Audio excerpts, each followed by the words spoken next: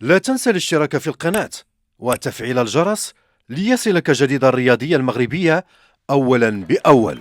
واصل الأبطال المغاربة المشاركين في منافسات النسخة السادسة عشر من الألعاب العالمية الصيفية للأولمبياد الخاص على حضور متألق يوم السبت، إذ بلغ عدد الميداليات التي حصل عليها الأبطال إلى غاية السبت 11 ميدالية. الحمد لله، كل شيء احترمنا. كانت المشاركه ديالنا مشرفه، المرتبه الثانيه في كره القدم مشرفه.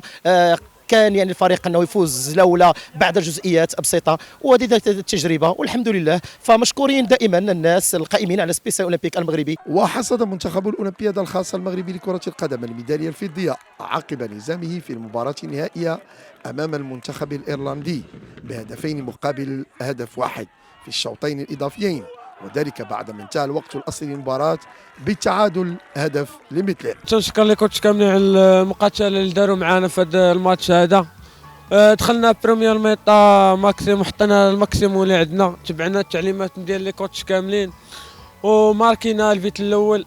صافي تقنا في راسنا نقدروا نزيدوا الثاني، ودزنا الدوزيام ميطا جابوا التعادل، ما كتبش لينا الله. وتنشكر الدراري كاملين على المقاتله ديالهم. كنا داخلين على الميداليه الذهبيه وما كتبناش، ما كتبتش لينا. وتغلب البطل المغربي المهدي الوالي العالمي في مباراة الترتيب في رياضة التنس لفئة الذكور فردي على نظيره الباكستاني بمجموعتين مقابل واحدة ليصعد إلى البوديوم متوشحا بالميدالية البرونزية. كانت أسابيع طويلة ديال التدريبات، والحمد لله تمكن البطل ديالنا أيوب من تحقيق الميدالية البرونزية في المسابقة، وكنهديو هذا الفوز للمغاربة كاملين وجلالة الملك نصره الله. نهدي هذا الفوز الملك محمد السادس نصره الله، ومغاربة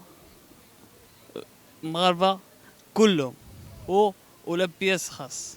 معلوم أن الأبطال المغاربة كانوا توجوا ب3 ميداليات ذهبية في رياضة البوتشي والفروسية والبادمنتون، إضافة إلى 5 فضيات و3 ميداليات برونزية إلى حدود اليوم ما قبل الأخير من نسخة وثقت مجددا لتألق أصحاب الهمم المغربية في بلاد الجرمان.